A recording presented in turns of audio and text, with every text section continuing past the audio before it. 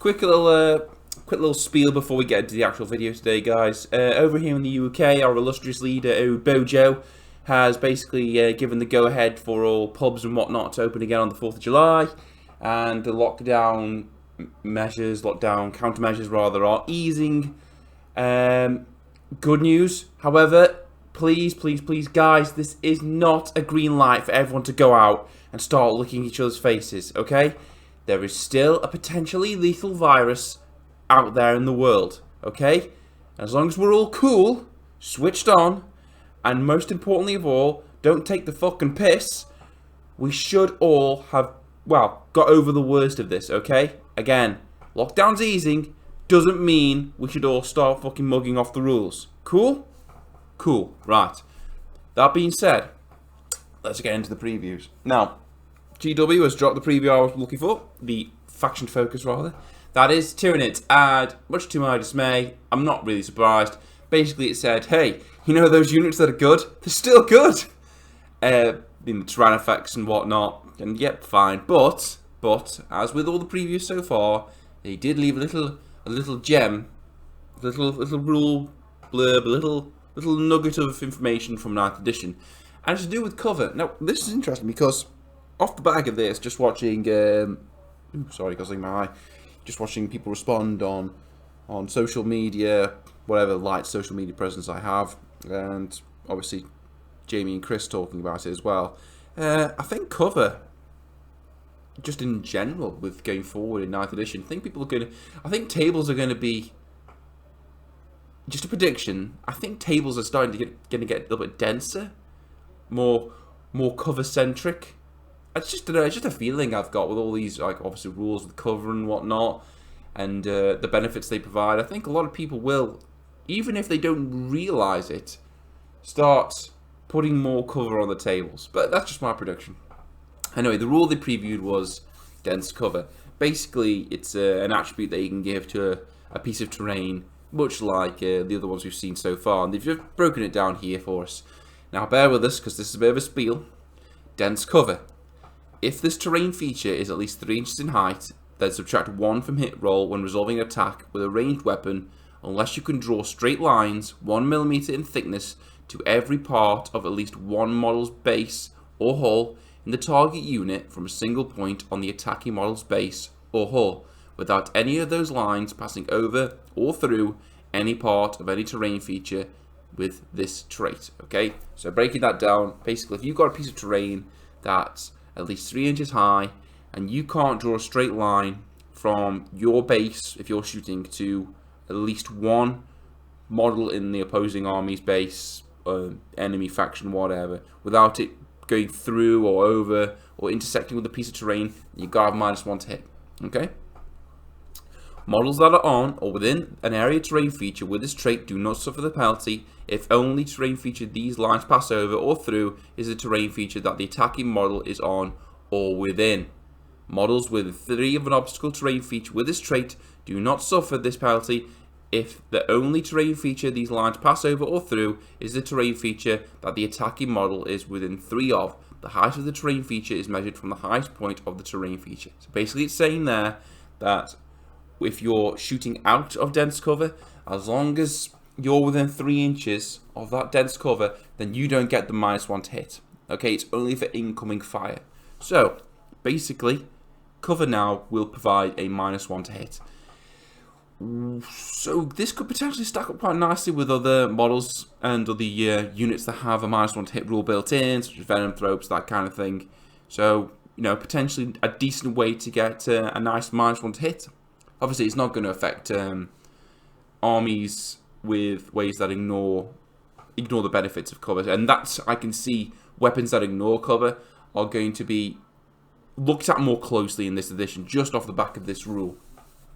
Things like Dark Reapers and whatnot that always hit on 3+ no matter what, and things that ignore any benefits of cover, they're going to be, I think they're going to be favoured more than regular models, shooting models, if my prediction is right and 9th is more terrain centric. Terrain centric? Yeah, that makes sense. So it's a fly stuck in the window. But it boils it down there in the little blurb box there. Subtract 1 from hit rolls made for ranged weapons of at least 3 inches tall. Subtract 1 from hit rolls made for a ranged weapon if it's at least 3 inches tall. Talking about the cover. Does not apply to models that are only shooting through their own terrain feature. No penalty when shooting an aircraft and units with a wounds characteristic of 18+. So Titans and aircraft, you still don't get any benefits. That's cool. Cool. Nice little rule for cover there. I mean, I'm really starting to get into starting to think about getting into terrain more. I mean, I've been perusing GW's range of terrain, and it is very nice. I'd love to kit out a board with like a full set of it. As you guys know, I'm doing the old tile thing from Forge World, and I still carry on with that. I've got to keep my eye on that, because if they're shrinking table sizes and those the rest of those tiles go like last chance to buy, that I might have to snap them all up as a oneer, which is going to be a massive hit in my wallet, but I will have to keep an eye on that. Yeah, but dense cover. I like the way cover's going in 9th. Sort of like build your own cover with like bolt-on keywords and that kind of thing. It's cool. I really, really like it. Right. Now, the next sort of quote-unquote preview was basically, it's going into the last book of Psychic Awakening.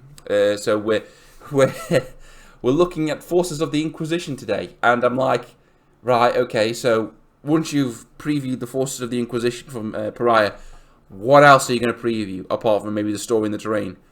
Because there ain't fucking anything else, is there? I mean, unless you're going to give the game away for like Illuminae Zaras or any of the other unique named heroes or villains thing in there. That's it. You just got... This book may as well be called Psychic Awakening Inquisition. Because that's what this is. It's just basically fleshing out Inquisition from the White Dwarf. So, yeah, I'm still just as irked about the fact that Necrons are getting next to fuck all in this book as it is. But, you know, let's have a look. The Inquisition rules might blow me away. They might do. Fair enough. Right, so we've got the new Inquisitor here. Inquisitor Cryodraxus. Okay, and there's a stat line right there. Movement 6, Weapon Skill 2, Ballistic Skill 3, Strength Toughness 3, Standard Human, Wounds 5, Attacks 4, Leadership 9, 3+. Very good. And this particular Inquisitor is known for favouring sort of like hybridized Xenos weaponry. Apparently it's not landed her in good graces amongst some other factions of the Inquisition, but there you go. And looks like she's kicking around with like an improved sort of shuriken pistol, or a shuriken rifle. Dirge Slinger, there you go. 18-inch range, Assault 2, Strength 4, Damage 2, when resolving attack with this weapon. A wound roll of 6+ of this weapon has an armor penetration of -3 for that attack. So basically just a slightly buffed shuriken. Is it a shuriken catapult? My Eldar weaponry knowledge is not great. Yeah, but it looks like a buffed shuriken catapult. Yeah, you can see there how she's buffed it. She's got a purity seal on it, so that instantly makes it better. That's how 40k works. So she's also got some special grenades. Paralysis grenades. Paralyzing grenades. At the start of the fight phase, if a model made a charge move this turn, you could select one enemy unit that was in 1 inch of this model. Until the end of the fight phase, the enemy unit cannot be selected to fight until other eligible units have done so. If that unit has an ability that allows it to fight first in the fight phase, instead it fights if it did not have this ability. If both players have units that cannot fight until all of these have done so, then alternate choosing which of these units to fight with, starting with the player whose turn is taking place. Basically, that's, you know, I can choose to go first. Well, a lot of armies have got this kind of thing. You know, this is nothing really mold breaking there. And she's got a little pet fucking lizard bird thingy. Shang, that's what it's called. Shang. When this model manifests a smite psychic power, you can select one enemy unit with an entity visible to the model and be affected instead of the cluster of a unit. So she gets to pick where his smite goes within 18 inches rather than just being the closest. That's kind of cool. You know, I wonder if that works with characters as well. No, probably not, because obviously the character will supersede that. But yeah, like a slightly better smite. And much like with other Psychic Awakening books, obviously you can hybridize your Inquisition force to obviously come from different branches of the Inquisition. Depending on what you pick, you can have access to certain special rules or certain warlord traits. and they've just previewed some of them here. So if you go to Order Minoris, Order Minotaur. When resolving an attack made by a model in this unit against a character unit, you can reroll a hit roll and you can reroll a wound roll. So that's cool. Character hunting, yay, I suppose. Obviously, you got to warlord trait here, Puritan. Their sheer faith and their own righteousness armors them against the horrors of the galaxy, because they believe they're right and they believe it really, really hard. That laser's not going to hit them. No, that gigantic explosion won't kill them because they believe they'll be okay. That's how 40k works. Improve the Warlord's invulnerable save by 1 to a maximum of 3+. 3+ invulnerable save. Storm Shield invulnerable save. Very nice. And, of course, you get unique psychic powers. Ordo Malleus. Warding Incantation. The psychic chance of protective invocation, raising a wall of adjuratory empiric wards around their allies. Warding Incantation. Has a warp charge value of 6. If manifested, select 1 Imperium Infantry or Imperium Bike unit within 12 of Psyker until the start of your Psychic phase. Models in that unit for 5+ invulnerable save. You see, that's pretty decent. Giving something a 5+ invul save. It's nice. I mean, if you're expecting a Hail of Firepower to hit a particularly important unit to you, throwing a 5+ on there could make the difference. And your own relics. Ignis Judicium. The flames of this ancient Inferno pistol burn hottest when engulfing the heretic and the witch. Very nice. Theirs is a conflagration only absolution can extinguish. Okay. Ordo Hereticus Inquisitor. So obviously this is going to be for your witch hunters, inquisitors only. Blah blah blah. A model equipped with this Inferno pistol only. The relic replaces the Inferno pistol and has the following profile: range 12, pistol 1, strength 8, -4 AP. Damage D6. Abilities: when resolving attack made with this weapon against a unit that is within half range or has the Chaos or Psychic keyword, roll 2d6 when inflicting damage and discard one of the results. So it doesn't tell you to pick the highest, doesn't tell you to pick the lowest, it just says discard one of them. That's cool. That's nice. I mean, you might not want to completely kill that unit. I can't imagine a scenario where that would occur, but being able to pick and choose is always nice. It's a good pistol, that. Strength 8, -4, D6 damage, it's no joke. And as with every other Psychic Awakening book so far, we have got stratagems. Just 2 previewed here, so we'll go through them. 1 command point, Alpha Class Psyker. While many Inquisitors possess psychic abilities, some are so ferociously powerful they are considered abominations by even their more Puritan peers. Use this stratagem before the battle. Select 1 Psycho Inquisitor model from your army that is not a named character. This model knows 1 additional psychic power from the Telethesia discipline and can attempt to deny 1 additional psychic power in your opponent's psychic phase. Use the stratagem once per battle. So basically it's buffing up an Inquisitor Psyker for 1 command point. Might be nice. I think most Inquisitor armies, they're coming off a lot of character centric. I mean a lot of your sort of like shenanigans live and die around your Inquisitor. It looks that way anyway. But the second one, Clandestine Operation. I wonder if this is going to be the same as the Clandestine Goals of the G-Steel Cult. 1 command point. Often an Inquisitor will work undercover, only revealing themselves when the moment is right. Use this stratagem during deployment to select 1 Infantry Inquisitor and up to 1 Acolyte, up to 1 Demon Host, and 1 Jericho unit. These can be set up anywhere on the battlefield that is more than 9 inches away from enemy deployment zones, but all models set up this way must be set up within 6 of the selected Inquisitor unit. You can only use stratagem once per battle. Right, so you're allowing your Inquisitor and your retinue to deep strike, essentially, for 1 command point.